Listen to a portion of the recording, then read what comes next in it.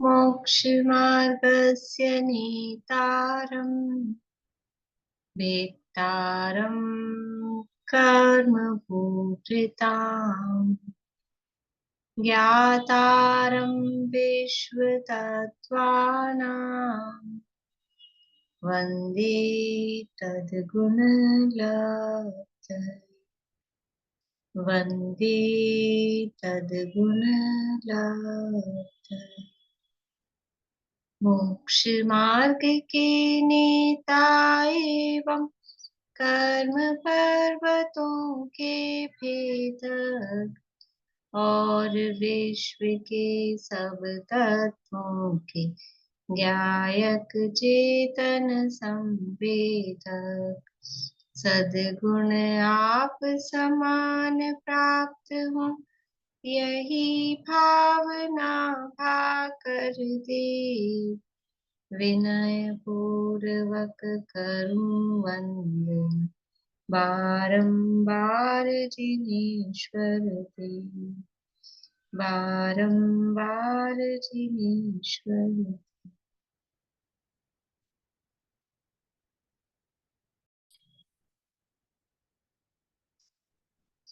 तत्वार्थ सूत्र नामक की महाशास्त्र है, आचार्य उमा स्वामी देव द्वारा रचित। इसके अंतर्गत तीसरा अध्याय अपना चल रहा है और उसमें मध्य लोक का वर्णन, मध्य लोक में जीव कहाँ कहाँ पाए जाते हैं, कौन कौन सी गतियों के जीव मध्य लोक में पाए जाते हैं। चार गति में से कौन कौन सी गतियों के जीव मध्य लोक में पाए जाते हैं।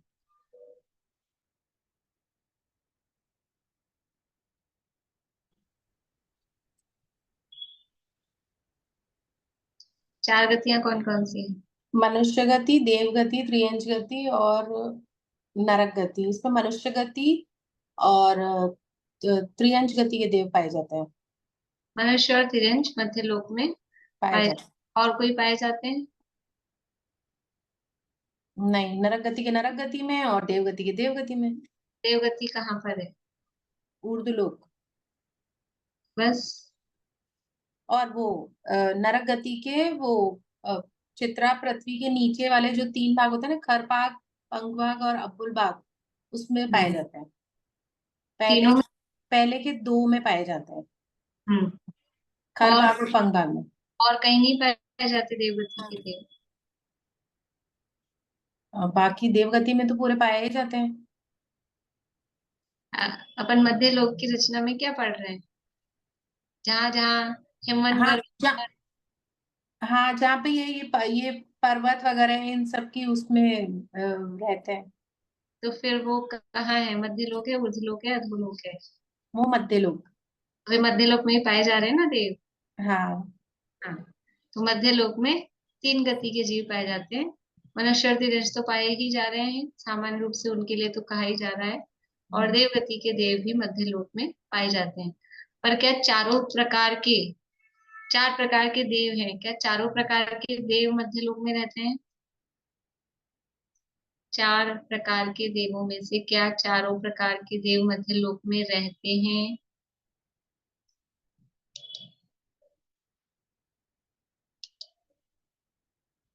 बोलिए बेटा। दीदी, वैंतर और ज्योतिषी देव रहते हैं। व्यंतर और ज्योतिषी, वैमानिक और भवनवासी? वैमानिक वैमानिक तो ऊपर स्वर्ग में, पांचवें स्वर्ग में रहते हैं। और वैंतर पांचवे में ही रहते हैं? नहीं, पांचवें में ही रहते हैं। नहीं बाकी के 16 स्वर्गों में कौन रहता है? दीदी, ऐसे ही सुना था मैंने कि पांचवें स्वर्ग में ही वैमानिक देव रहते हैं। वो सारे वैमानिक नहीं रहते, कहलाते हैं। लोकांत रहते हैं। ओके, ओ सॉरी सॉरी, गलती हुई। लोकांतिक देव पांचवें स्वर्ग में, बाकी ऊपर तो लोकांत। वैमानिक का मतलब है जो विमानों में रहते हैं, ऊर्ध्व लोक में रहते हैं, वो वैमानिक देव हैं सभी। बोलिए कविता, ठीक है। भवनवासी देव पाए जाते हैं जो पहले नरक, दूसरे नरक और तीसरे नरक के उसमें पाए जाते हैं। देखिए, ये पहला नरक दूसरा नरक, ये शब्द सही नहीं है। पहला नरक अच्छा। तो वही है जो पहला नरक है, बहुल भाग। तो अब पहली पृथ्वी के 2 भागों में, पहली पृथ्वी है वो, रत्न प्रभा पृथ्वी के खर भाग और पंख भाग में पंख भाग में पाए जाते हैं। हाँ, देव पाए जाएंगे, तो फिर बेचारे देव रहेंगे कि नरक होंगे, क्या नहीं होंगे? वो तो मैम भवनवासी रहते हैं ना, वो तो वो नरक में भवनवासी नहीं देव रहते, रहते नरक में नहीं रहते हैं, हैं। हाँ, नरक नहीं। वो बोलने में तो, हाँ वो गलत हाँ, हो गया तो थोड़ा बोलने बोलने में। में अभी तो अपन बिल्कुल यही पढ़ रहे हैं, और लोग बोले तो चले ठीक है, अपन भी ऐसा ही बोलेंगे तो फिर क्या अंतर हुआ, अपन ने पढ़ लिया फिर भी। हाँ, थोड़ा सा हाँ नहीं सावधान। वो गलत। तो मुख्य रूप से मध्य लोक में ज्योतिष देव सारे मध्य लोक में रहते हैं, और व्यंतर देवों में, व्यंतर देव अधोलोक में भी रहते हैं और मध्य लोक में भी रहते हैं। और भवनवासी देव भी, उनका मूल निवास स्थान तो जो अधोलोक में खर और पंख भाग में भवन है वहां है, लेकिन मध्य लोक में भी भवनवासी देव पाए जाते हैं, रहते हैं। ठीक है। वैमानिक देवों का निवास स्थान ऊर्ध्व लोक में होता है। तो इस तरह से मध्य लोक में मनुष्य गति के, तिरंज गति के और देव गति के 3 गतियों के जीव यहाँ मध्य लोक में पाए जाते हैं। तो मध्य लोक में क्या क्या रचनाएं हैं, वहाँ किस किस प्रकार से रचनाएं हैं, तो उसमें जो प्रमुख रचना, मतलब जो रचनात्मक जो है वो 2.5 द्वीप है। बाकी तो फिर असंख्यात द्वीप समुद्र हैं, वहां जो भी रचनाएं होती हैं उनका बड़ा विस्तार से और व्याख्यान शास्त्रों में है भी नहीं, और वहाँ भोग भूमि, जगन्य भोग भूमि की व्यवस्था है। तो इन 2.5 द्वीपों में विशेष रचनाएं, विशेष रचनाओं में क्या है, पर्वत है, समुद्र है, द्वीप है, क्षेत्र है, इस तरह की विशेष रचनाएं हैं। तो उनका स्वरूप हम देख रहे हैं। मध्य लोक में सबसे बीचों बीच सबसे पहला द्वीप, उसका नाम क्या है? जम्बू द्वीप। वो जम्बू द्वीप 1 लाख योजन विस्तार वाला है। उसको चारों तरफ से घेरे हुए लवण नाम का समुद्र है, जो 2 लाख विस्तार वाला है। उसकी भी रचना हमने देख ली।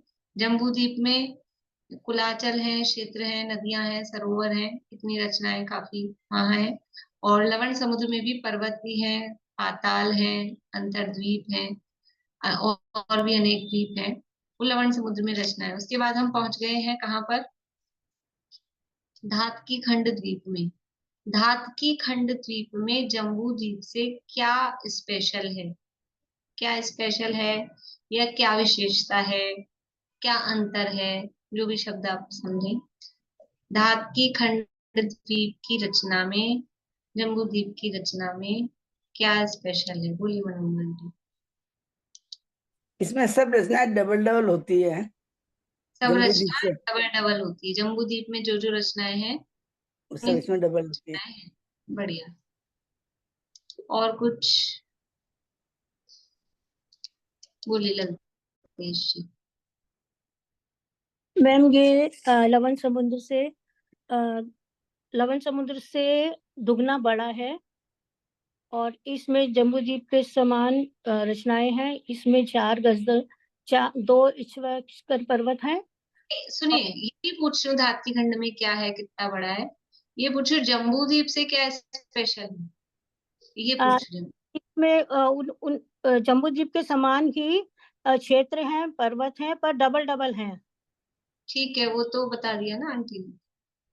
एक और कुछ बताना हो, बोलिए विनीता आंटी। में विशेष कहना चाह रहे ईश्वाकु पर्वत है एक तो। दूसरी बात ये, एक मेरू की जगह 2 मेरू है, वो दुगने में ही आ गई, वो दुगने में ही आ गई। बढ़िया, दुगने में आ गए। यहाँ विशेष क्या है? एक तो ये है कि यहाँ ईश्वाकार पर्वत है एक्स्ट्रा, जो कि जम्बू द्वीप में नहीं है। ईश्वाकार पर्वत है। ईश्वाकार पर्वत कहाँ है, कैसे है, उनकी लंबाई ऊंचाई वो कितनी है? ईश्वाकार पर्वत कहाँ पर है, किस प्रकार के हैं? बोले निशा जी। ईश्वाकार पर्वत की लंबाई उत्तर से दक्षिण तक 4 लाख योजन है, और उत्तर से दक्षिण 4 लाख, पूरब से पश्चिम 1,000 योजन है, और इसकी ऊंचाई है वो 400 योजन है। और ये मध्य में सीधी लकीर, सीधे। नाम से अर्थ बताइए, नाम क्या है इसका? ईश्वाकार पर्वत। हाँ, तो ईश्वाकार का क्या मतलब? बताया था आपको? हाँ मैम बताया था, क्लास बहुत टाइम हो गया ना ली। भूलिया था। ठीक है, बढ़िया, ये अच्छा बताया। दो सीधे बाण जैसे पर्वत है। हाँ, ईशु, ईशु ईशु यानी बाण के आकार के। ये बीचों बीच धातकी खंड के दोनों ओर, क्योंकि बीच में लवण समुद्र है तो एक उत्तर का एरिया हो गया, एक दक्षिण का, तो उत्तर और दक्षिण में बीचों बीच बाण के समान सीधे ये दो पर्वत हैं। तो पूरे धातकी खंड द्वीप को इस तरह से दो भागों में बांट देते हैं, तो पूरा धातकी खंड द्वीप दो आधे आधे गोलों के रूप में बट जाता है। तो एक पार्ट में पूरी एक जम्बूद्वीप जैसी रचना है, दूसरे पार्ट में फिर से जम्बूद्वीप जैसा दो है। यहाँ जो मेरू पर्वत है उनके नाम क्या है और दिशा क्या है, थोड़ा फास्ट बताइए, अपने को रिवीजन में बहुत टाइम हो जाएगा। यहाँ पे मेरू पर्वतों के नाम और वो किस दिशा में कौन सा पर्वत है।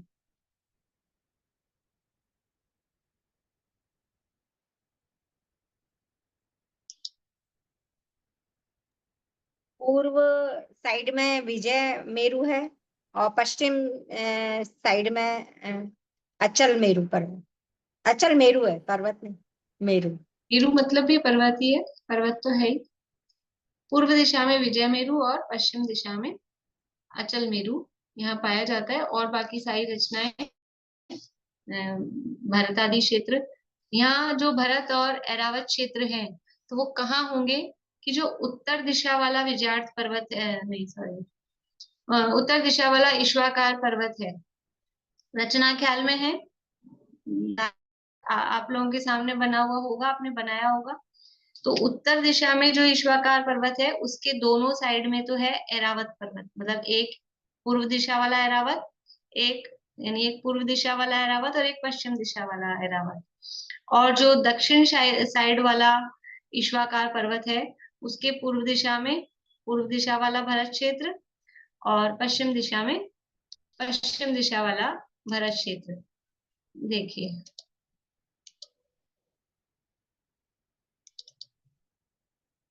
ये ईश्वाकार पर्वत है, ये धातकी खंड का, ये दक्षिण दिशा वाला है और ये उत्तर दिशा वाला है। तो ये उत्तर दिशा के यहाँ से यहाँ तक ये एक पूरी जम्बूद्वीप जैसी रचना है, इस ईश्वाकार से इस ईश्वाकार तक। और इधर पूर्व में इधर से इधर तक एक जम्बूद्वीप जैसी रचना है।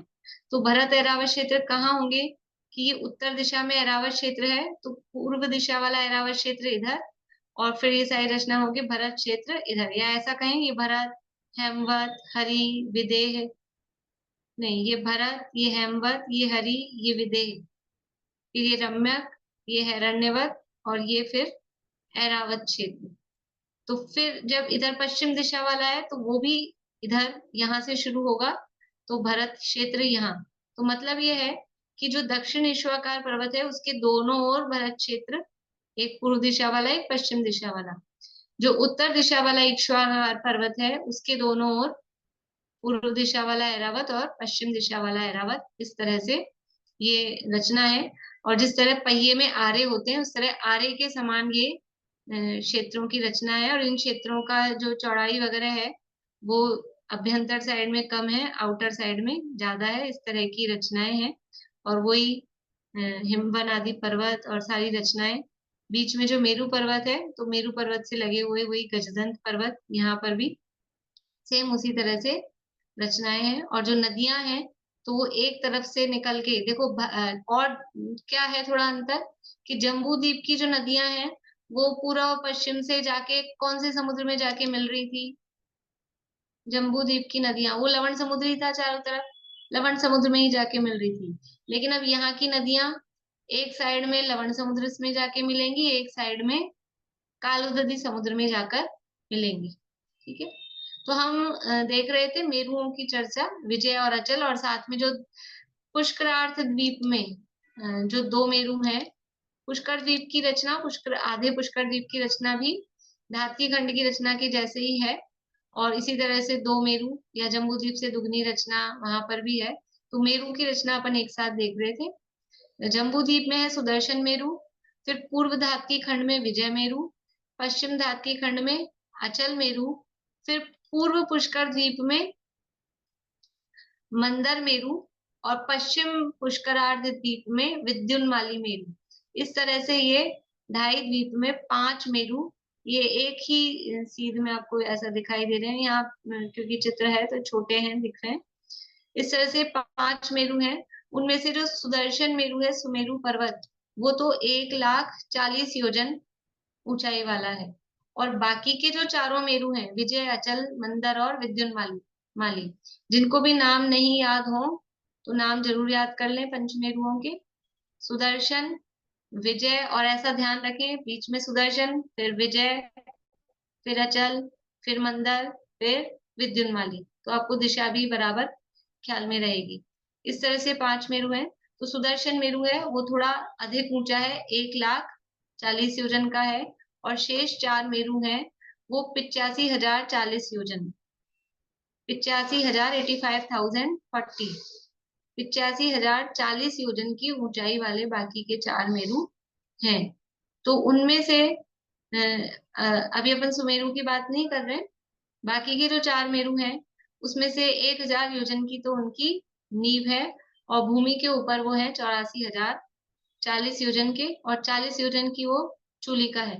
तो बाकी हो गए 84,000 योजन वो भूमि के ऊपर।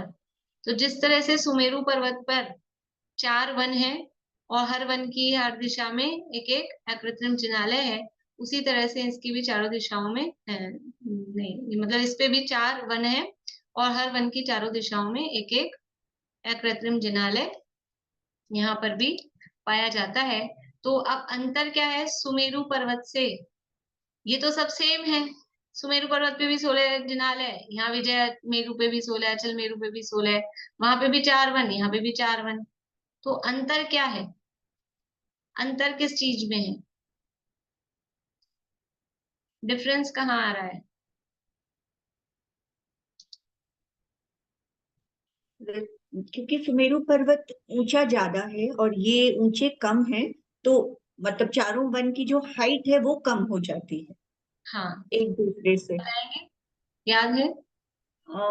सबसे नीचे तो भद्रसाल वन है चारों मेरु में, और मतलब उससे नीचे मतलब कहाँ? भूमि पर भद्रसाल वन है, और 500 योजन ऊपर जाकर नंदन वन आता है इन चारों मेरु में, और उसके बाद 55,500 योजन ऊपर जाकर सोमनस वन है, और फिर 28,000 योजन ऊपर जाकर पांडुप वन है। कंपेयर कर सकते हैं सुमेरु में क्या था? कुछ ज्यादा तो था, पर याद नहीं है पूरा। और कुछ पूछते हैं? हाँ भाई साहब बोलिए, आप कंपेयर करके बता दीजिए।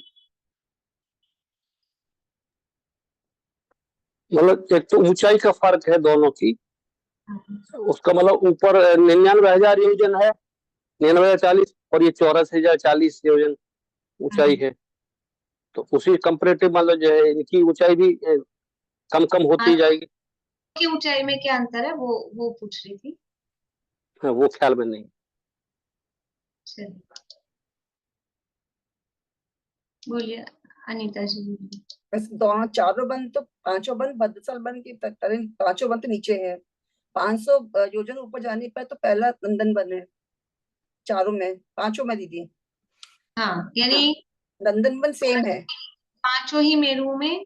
जो भद्रसाल वन है वो तो जमीन पर ही है, तो वो तो सेम है, और नंदन वन भी सेम है, नंदन वन भी सेम है, 500 योजन की और हाइट। 500 की कटनी है, उनकी कटनी 500 की है, और कटनी भी 500 की, उसमें भी अंतर नहीं है। सोमनस वन में है 65,000 ऊपर जाकर। बढ़िया। और इसमें सुमेरु पर्वत में सोमनस वन है 62,500 योजन ऊपर जाकर, और 500 की कटनी है, 55,000 योजन ऊपर और जाकर। कटनी भी 500 की है दोनों में।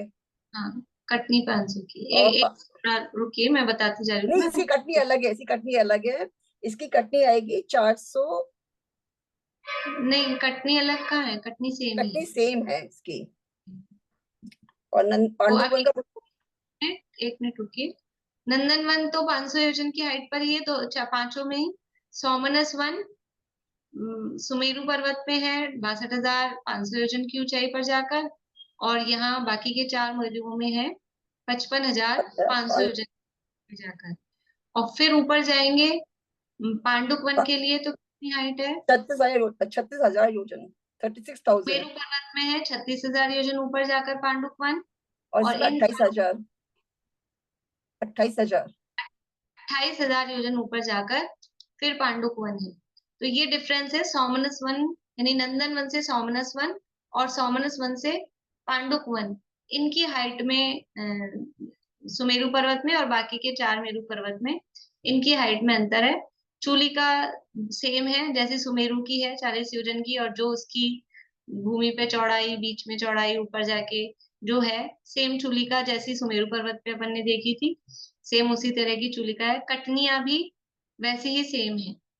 तो ऊपर पांडुक वन पे जो विस्तार है सुमेरु का और बाकी चारों मेरुओं का, वो 1,000 योजन का ही टोटल विस्तार। पांडुक वन पे जो विस्तार है सुमेरु पे भी 1,000 योजन का था टोटल जो विस्तार है। तो इसलिए वो कटनी वहां पांडुक वन में सुमेरु पर्वत पे भी कटनी 450 की है, और इन चारों पे भी 450 योजन की कटनी है। ठीक है ना?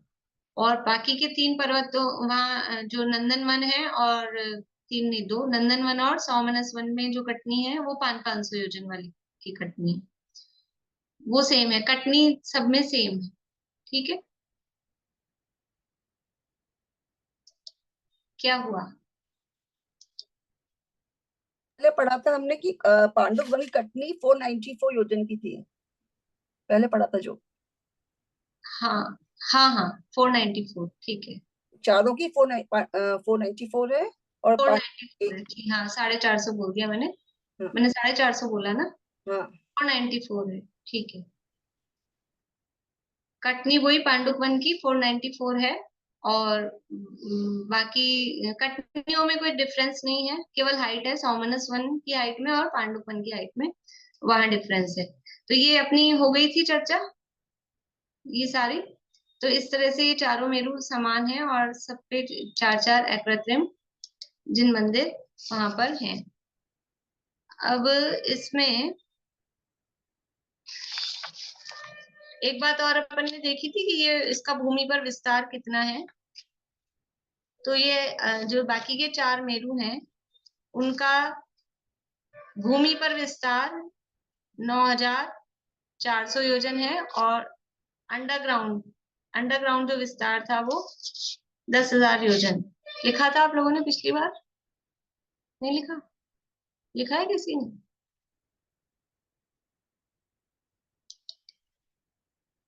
मैम 10,090 नींव का विस्तार लिखवाया था। 10,090 नींव का विस्तार, और ऊपर चित्रा पृथ्वी के ऊपर 10,000। सुमेरु का बोल रहे हैं, बाकी 4 का बोल रहे हैं? सुमेरु। मैं बाकी 4 की बात कर रही हूँ, सुमेरु अच्छा, नहीं, आपने लिखाया था अगर राजवार्तिक के हिसाब से नींव पर विस्तार है 9,500 और तिलोय पन्नति के हिसाब से 10,000 योजन कहीं कहीं पर, और भूमि पर विस्तार 9,400 है। भूमि पर 9,400, नींव के विस्तार में डिफरेंस था। राजवार्तिक के अनुसार 9,500 था, और यहाँ तिलोय पन्नति के अनुसार 10,000 था। ठीक है, ये ठीक है, वो नींव वाला विस्तार कोई बात नहीं, वो मैंने आपको लिखवा दिया था। बाकी मोटा मोटा ही अंतर इतना है। अब अपन बस इतनी इसकी डिटेल देखेंगे जो चारों मेरु है। बाकी ज्यादा डिटेल आपको देखनी हो कि कितना कितना वो कट रहा है, तिरछा कितना जा रहा है, जैसे सुमेरु में अपन ने देखा था, और कलर वलर वगैरह क्या है, तो वो जो आपको पीडीएफ भेज रखी है एक बड़ी वाली, उसमें अच्छा खासा डिटेल में दिया है। तो जिनको विशेष जिज्ञासा हो वो वहां से देख लें, पढ़ लें, नोट कर लें। जो बड़ी एक पीडीएफ भेजी है, टेलीग्राम ग्रुप पे भेजी हुई है, उसमें पेज नंबर चाहे मैं आपको बता देती हूँ, तो वहां से आप देख सकते हैं। आप लोग पेज नंबर नोट करके रख लीजिए, तो देखना हो तो देख लीजिएगा। पेज नंबर 449 से लेके, और 1-2 पेज है, 1-1.5 पेज, 449, 450 और 451, इन 2 पेजों में, 449 का तो लास्ट है, 2 पेजों में डिटेल दी हुई है, तो वहां से आप देख सकते हैं। बोलिए आशांति। भद्रशाल वन का एरिया भी सेम है जैसा सुमेरु पर्वत का? सेम नहीं है, वो बड़ा है, इसीलिए मैंने कहा कि आप लोग देख सकते हैं। मैं ज्यादा डिटेल में जाऊंगी तो अभी जैसे कंफ्यूज होंगे। नींव की डिटेल बताई ना मैंने, तो वो इधर गजदन पर्वों की साइज में भी फर्क होगा? वो भी सब अंतर है। गजन पर्वत 4 है, नाम वही है, कलर वैसे ही है, लेकिन हाइट भी उतनी है। देखो हाइट तो जम्बू द्वीप में, धात्ती खंड में, पुष्कर में पर्वतों की हाइट सेम है, लेकिन चौड़ाई में अंतर आएगा, क्योंकि जगह बड़ी हो रही है ना, जगह बड़ी हो रही है, तो उसकी जो चौड़ाई है, विड्थ है, उसमें डिफरेंस आ रहा है। तो वो सब दिया है, ये जो बड़ी वाली टीका आपको भेजी है उसमें सब चीजें दी है। जो विशेष डिटेल में जिनको जानना हो, पढ़ना ही चाहिए, वहां से पढ़िएगा जरूर। और जो नोट करने के इच्छुक हैं वो वहाँ नोट भी करें, क्योंकि पीडीएफ में तो कुछ आप कर नहीं पाएंगे, इसलिए वो नोट भी करें आप। पर मैं ज्यादा यहाँ इसलिए नहीं बता रही हूँ कि फिर वो संख्याओं में सब इधर उधर गड़बड़ हो जाएगी आपको। तो जिनको इंटरेस्ट है वो वहीं से लिख लें तो अच्छा है। बोलिए चित्रा जी। ये जो अभी बताए थे ना आप, भूमि पर नींव कितनी इन चारों की, और भूमि पर कितना विस्तार, नींव कितनी है? हाँ, तो नींव है, तिलोय पन्नति के अनुसार नींव का जो विस्तार है वो 10,000 योजन, और राजवार्तिक के अनुसार 9,500 योजन। ऐसा दो उसके कथन मिलते हैं। चारों मेरू की नींव का विस्तार, नींव मतलब अंदर जमीन में जो वो फैली हुई, नींव की डेप्थ कितनी है? नींव की डेप्थ तो 1,000 योजन है, लेकिन विस्तार मतलब ऐसे कितनी फैली हुई है, उसमें अच्छा। दो प्रमाण मिल रहे हैं। ठीक है। और ऊपर भूमि पर सेम है, 9,400 योजन ऊपर वो पर्वत फैला हुआ है। सुमेरु पर्वत पूरा 10,000 योजन फैला हुआ है जमीन में, और ये चारों पर्वत जो है जमीन में फैले हुए 9,400 योजन, इतना अंतर है। अब धात्तीय खंड में बाकी जो रचनाएं हैं वो सब मतलब सामान्य कथन अपन ने देख लिया है कि वो रचनाएं दुगनी है, जो है कुलाचल आदि हैं, सबकी हाइट उतनी ही है, लेकिन जो एरिया है वो डबल है।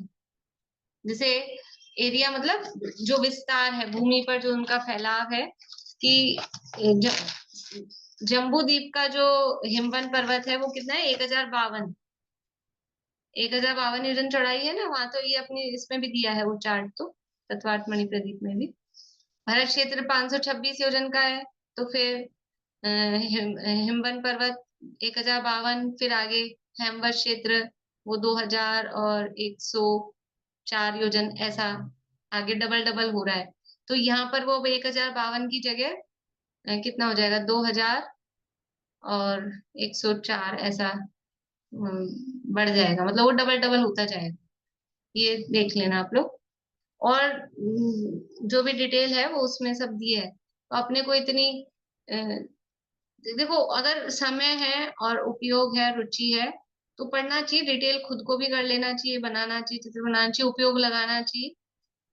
लेकिन अगर समय कम मिलता है तो फिर, और इसमें अपने को दिमाग घूमता है ज्यादा संख्याओं में, तो फिर मतलब की बात अपने समझ के कि मोटी मोटी मुख्य रचना कितनी है वो समझ लेनी चाहिए। लेकिन अगर टाइम है, फ्री है और इंटरेस्ट भी आता है तो उपयोग लगाना चाहिए, और उसमें से समझना भी चाहिए। बोलिए। नहीं, इस पे पीडीएफ नहीं आ सकती ग्रुप में, अपनी जूम वाले ग्रुप में, त्रिलोक सार की?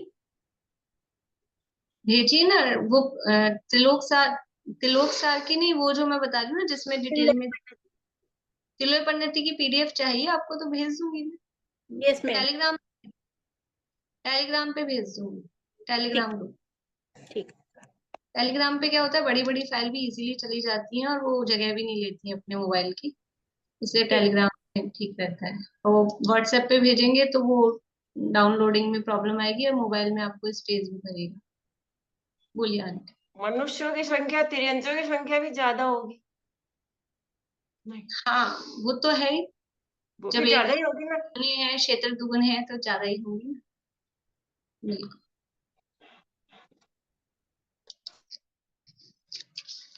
अब थोड़ा अंतर एक चीज में और है यहाँ, कि यहाँ पे जो जम्बू द्वीप में जो देखे थे हमने दो पर्वत, जम्बू और शालमली, तो यहाँ पर जो है वो, ये भी शायद अपनी चर्चा हो गई थी, यहाँ जो पर्वत नहीं, सॉरी, वृक्ष, जम्बू वृक्ष और शालमली वृक्ष, तो यहाँ पर धात्की खंड में वो वृक्ष हैं, धातकी वृक्ष और शाल्मली वृक्ष। तो बाकी सब वही डबल है, और विशेष नहीं है। इसके बाद में है आगे बढ़ते हैं अपन। कालोदरी समुद्र धातकी खंड के को चारों तरफ से घेरे हुए है। हाँ, एक बात और है, ये धातकी खंड में ये अपने को निकालना है कि धातकी खंड में का जो क्षेत्रफल है उसमें कितने जम्बूद्वीप आ जाएंगे, यानी जम्बूद्वीप से कितना बड़ा है। आपको फॉर्मूला बताया था।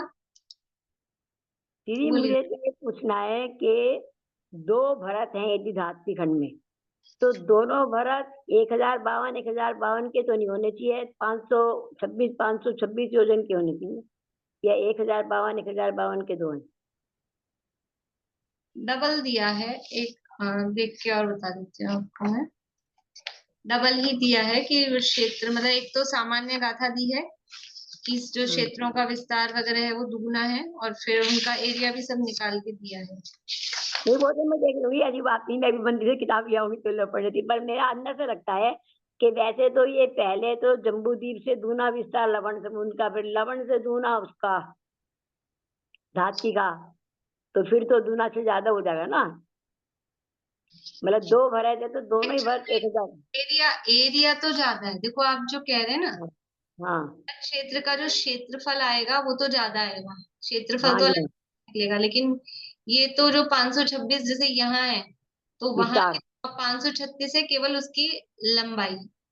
विस्तार मतलब ना, विस्तार मतलब केवल जैसे 1 लाख यूनिट का जम्बूद्वीप है, हाँ 1 लाख डिवाइड यूनिट करना, का क्षेत्रफल नहीं है जम्बूद्वीप का, वो केवल नहीं नहीं व्यास, नहीं, तो वो व्यास, व्यास, लंबाई मतलब व्यास, ठीक है जी, व्यास बता रहे हैं।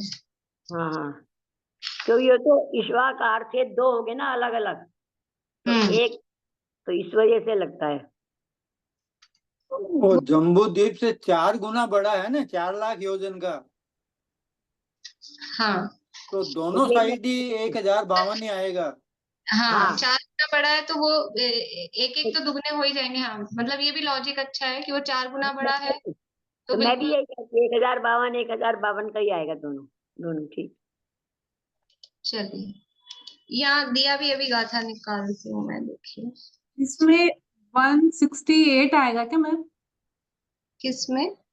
आपने जो कहा कि ये जम्बूद्वीप से कितना बड़ा है, अच्छा उसका आंसर नहीं, 168 नहीं, क्योंकि जम्बूद्वीप से ही तो हमको वो करना है। जम्बूद्वीप से करना है, लेकिन फॉर्मूला क्या बताया था आपने बताया था कि वो जो जिसका अपने को लेना है उसका पूरा व्यास लेकर उसका स्क्वायर करना है। अभ्यंतर सूची व्यास का स्क्वायर माइनस, तो वो अपन ने तो जम्बूद्वीप से कंपेयर करना है ना, इसलिए जम्बू लवण समुद्र भी माइनस करेंगे ना उसमें से, केवल धातकी खंड का लेना है तो जम्बूद्वीप का और लवण समुद्र का दोनों का माइनस करेंगे। ठीक है। फॉर्मूला लिखा है किसी ने, क्या लिखवाया था मैंने, भूल लीजिए। बाह्य सूची टू द पावर 2 माइनस अभ्यंतर व्यास to the power 2 divided by अभ्यंतर व्यास टू द पावर 2। ये फार्मूला था, बाह्य सूची व्यास सूची सॉरी का स्क्वायर है ना, बाह्य सूची व्यास का स्क्वायर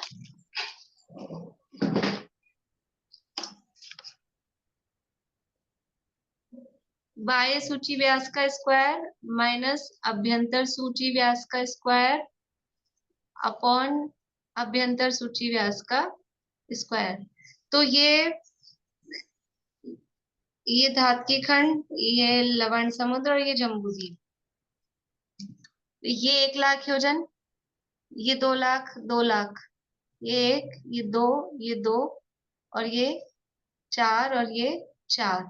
तो बाह्य सूची व्यास कितना होगा, 5 और इधर 4, 4 और 4 8, 8 और 5 13, ठीक है।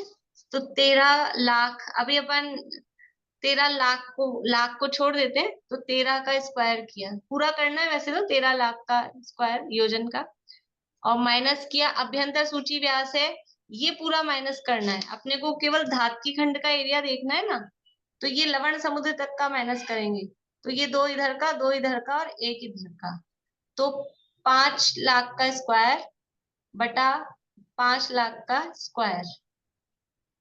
ठीक है, करिए। 13 का स्क्वायर कितना होता है? अंकल ने कर लिया होगा 169। 13 का स्क्वायर होता है 169। 169 माइनस 5 का स्क्वायर 25 बटा 25। तो इसमें से माइनस करें, 169 में से 25 गए तो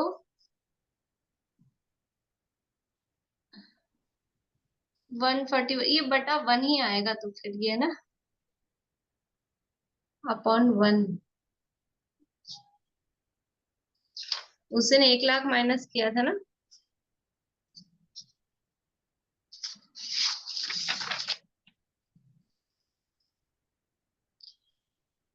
डिवाइडेड बाय 1 लाख ही करेंगे। जम्बू द्वीप के व्यास का वर्ग ही डिवाइड करेंगे, अभ्यंतर सूची व्यास नहीं करेंगे। जम्बू द्वीप के व्यास का स्क्वायर वही माइनस करेंगे, इसमें से वही डिवाइड करेंगे। ठीक है, तो ये आएगा, इसका ये आया, और यहाँ पर 5 का स्क्वायर, ये 1 का स्क्वायर, 5 का नहीं सॉरी, ये 1 का स्क्वायर, तो आंसर आएगा 144। 144 गुना बड़ा है। फिर से बताती हूँ सूत्र, वो अपने फार्मूले को ठीक कर लीजिए। बाह्य सूची व्यास माइनस अभ्यंतर सूची व्यास अपॉन जम्बू द्वीप के व्यास का स्क्वायर।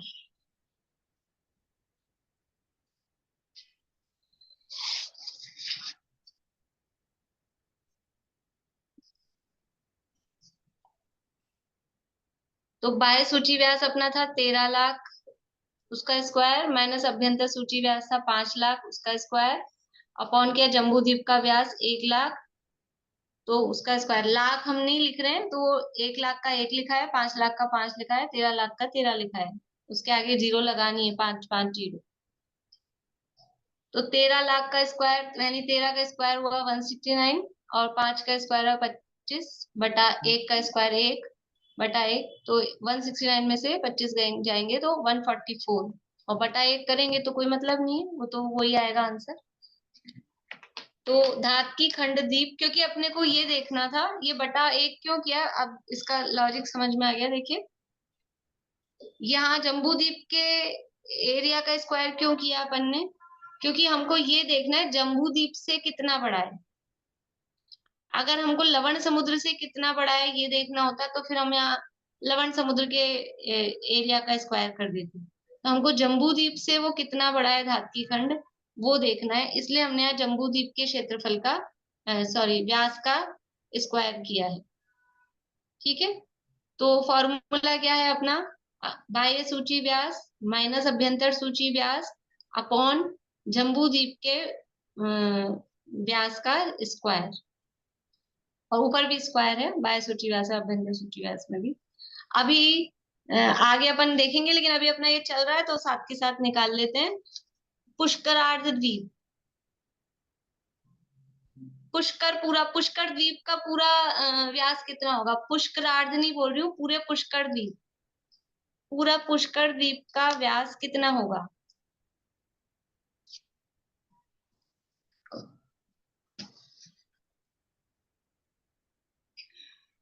बोलिए रेणु जी, पुष्कर द्वीप का व्यास कितना होगा? पुष्कर द्वीप का धात्की खंड से फिर 4 गुना, धात्की खंड से कालोददी 2 गुना बड़ा, फिर उससे 2 गुना बड़ा पुष्करार्ध तो कितना द्वीप हो होगा? जाएगा। गुना तो मेरे को ही पता है। अच्छा, पता नहीं मेरे को। अरे इसमें क्या कठिन है, इतनी देर में इतना आपने बोला, इतने में तो कैलकुलेट कर लेते। बोलिए पद्मा जी। 16 लाख। 16 लाख भाई, 1 लाख का जम्बू द्वीप, 2 लाख का लवण समुद्र, 4 लाख का धात्की खंड, 8 लाख का कालोददी, और 16 लाख का पुष्कर द्वीप। 16 लाख योजन का पुष्कर द्वीप है, और अपने को देखना है आधा पुष्कर द्वीप। आधा पुष्कर द्वीप कितना होगा? 8 लाख का। ठीक है ना। तो अपने को अब ये निकालना है आधा पुष्कर द्वीप जो है, आधा पुष्कर द्वीप में कितने जम्बू द्वीप आ जाएंगे। ठीक है, तो बाह्य सूची व्यास कितना आएगा, ये जम्बू द्वीप, ये लवण समुद्र, ये कालोदरी समुद्र, ये धातकी खंड और ये आधा पुष्कर द्वीप। ये है 1, ये 2, 2, 4, 4, 8, 8 और इधर भी 8, 8। जल्दी से प्लस करिए कितना हुआ ये सब। 8 दूनी 16, 4 20 और 2 22, 44 और 1 45। 45 आ गया सबका। 45 लाख योजन। ठीक है, 45 लाख योजन है, 45 नहीं है, ये ध्यान रखना है। तो क्या करेंगे, बाह्य सूची व्यास आ गया अपना 45 लाख योजन का स्क्वायर माइनस अभ्यंतर सूची व्यास। अभ्यंतर कितना है, 8 और 2 10 और 4 14, 14 दूनी 28 और 1 29।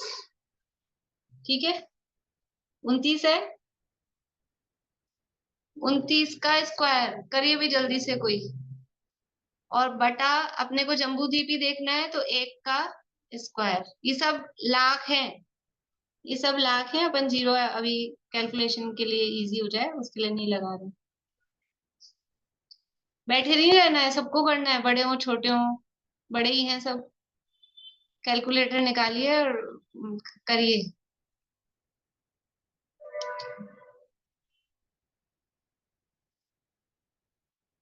बोलिए रूपम। 29 का 841। 8 कितना, 841 841। 45 का सही बोल रही है कि 2025। आप मिला लीजिएगा, मैंने किया नहीं है ये अभी। और 45 का 2025। 2025। ठीक है, सबका ही आ रहा है। प्रीति कर लिया, यही है। हाँ ये है। तो 45 का स्क्वायर हुआ 2025 2025। 29 का स्क्वायर हुआ 841 और बटा 1 का स्क्वायर तो एक ही है तो उसका कोई मतलब नहीं है। माइनस कर दीजिए फटाफट। 1 6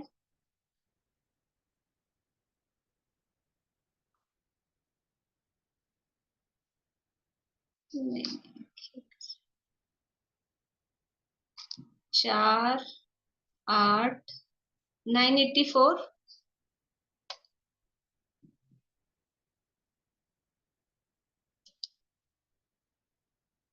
1184। अच्छा हाँ 11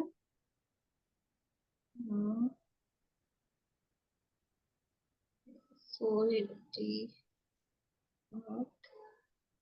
1184। ठीक है, 1184 यानी 1184 गुना बड़ा है आधा पुष्कर द्वीप किससे, जम्बू द्वीप।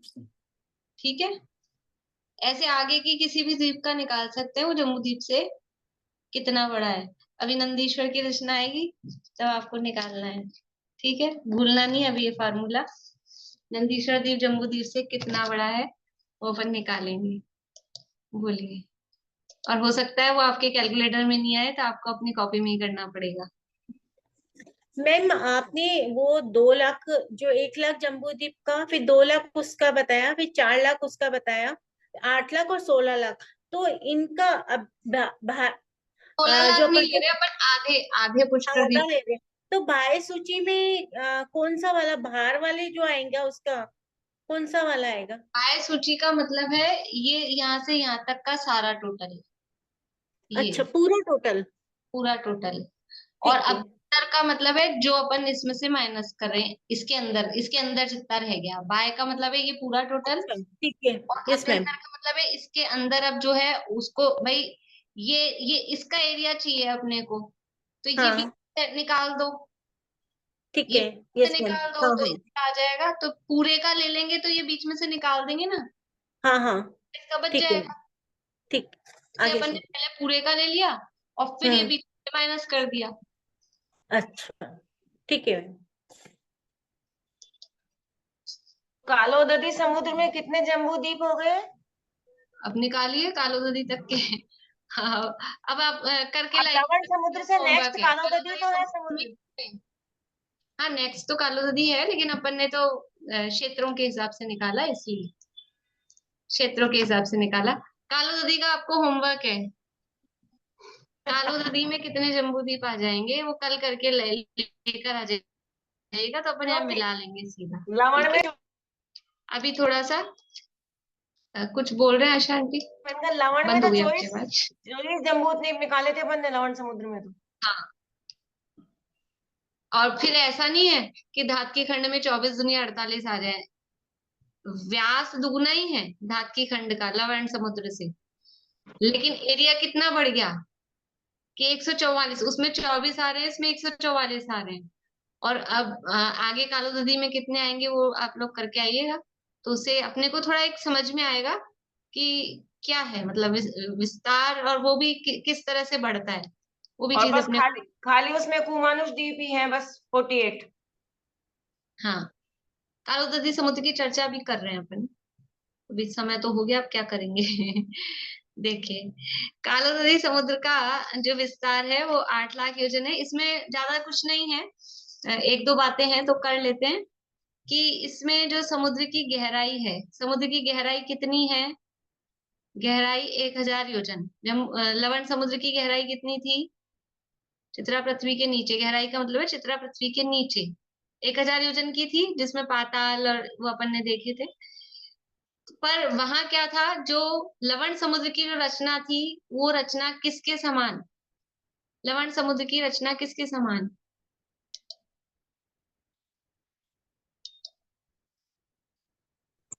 नाव के समान, पहले एक सीधी नाव फिर उसके ऊपर एक सीधी नाव के ऊपर एक उल्टी नाव रखी हुई है, नाव के समान उसकी रचना थी।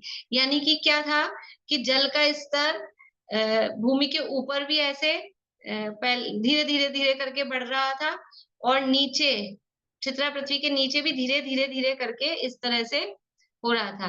पर यहाँ कालो नदी समुद्र में ऐसा नहीं है। 1000 योजन की डेप्थ में पूरा एक सा है, पूरा 1000 योजन की डेप्थ में पूरा एक सा है। इस तरह से नाव का आकार उसमें नहीं है।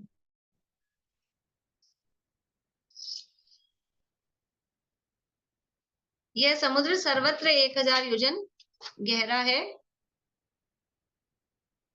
और समतल है। ऊपर ऐसा कुछ जैसे लवण समुद्र में ऐसे ऊपर जाके फिर अलग बीच में 10,000 योजन का विस्तार, ऐसा कुछ भी इसमें नहीं है।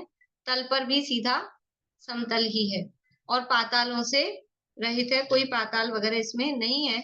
24 अंतर्द्वीप इसमें है, पर उनमें थोड़ा डिफरेंस है वो अंतर्द्वीपों में। तो अंतर्द्वीपों में जो डिफरेंस वगैरह है, तो अभी जल्दी जल्दी में मतलब 10 मिनट उसमें लग जाएंगे, अपन कल करेंगे। आज अपना इसमें कैलकुलेशन में थोड़ा टाइम निकल गया है।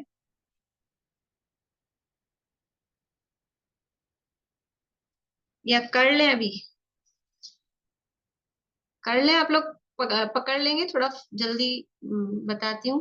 देखो, अब जो द्वीप थे, अंतर्द्वीप कुभोग भूमिया 4 तरह की थी, 4 दिशा में, 4 विदिशा में, अंतर दिशाओं में, और पर्वतों के साइड्स में, है ना?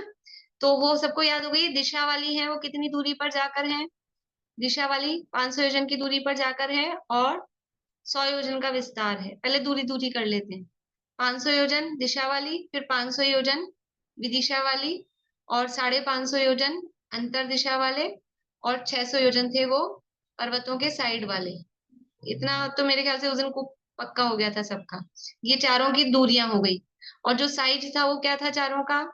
100 योजन, 55 योजन, 50 योजन और 25 योजन, ये साइज था।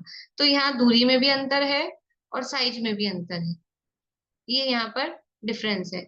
तो वो आप देख लीजिए। जो दिशा वाले द्वीप हैं, दिशा वाले, उनकी तटों से दूरी 550 योजन, तटों से दूरी 550 योजन, और विस्तार है 200 योजन। वो 100 योजन के थे, ये 200 योजन के। थोड़ा शॉर्ट में लिख लीजिए, फिर बाद में उसको पूरा कर लीजिएगा। दिशा लिख के दूरी 550, और विस्तार 200। विदिशा वाले हैं वो 600 योजन दूरी पर और विस्तार है उनका 100 योजन।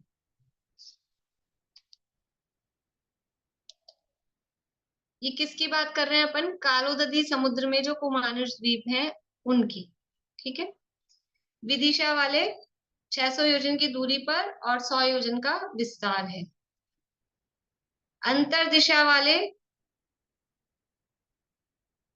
550 योजन की दूरी पर और 50 योजन विस्तार। अंतर दिशा वाले सेम ही है, 550 योजन की दूरी है और 50 योजन का विस्तार है। और जो पर्वतों के साइड में है वो 650 योजन की दूरी पर और 50 योजन का विस्तार है।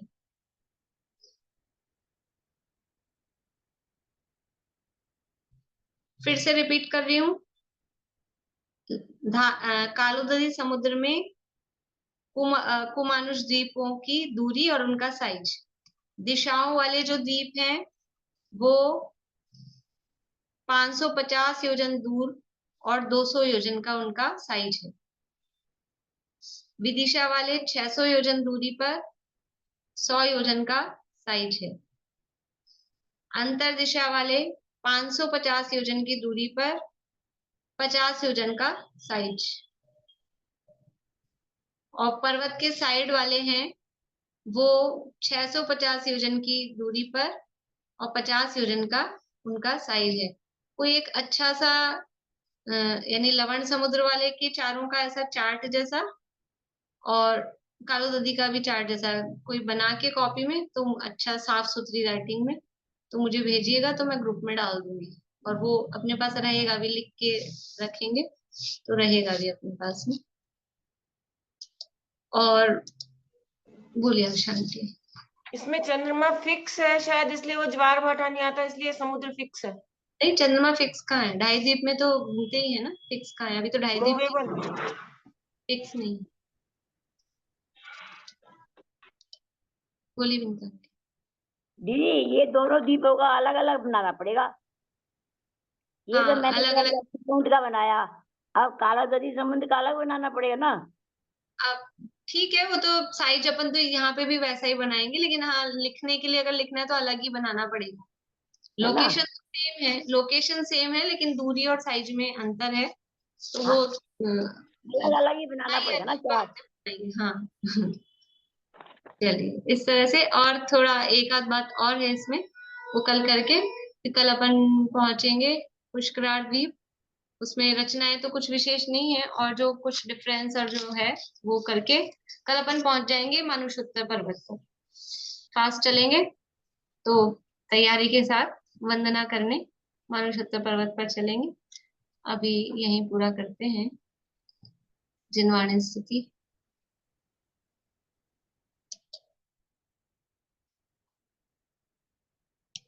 अर्चना जी पढ़िएगा।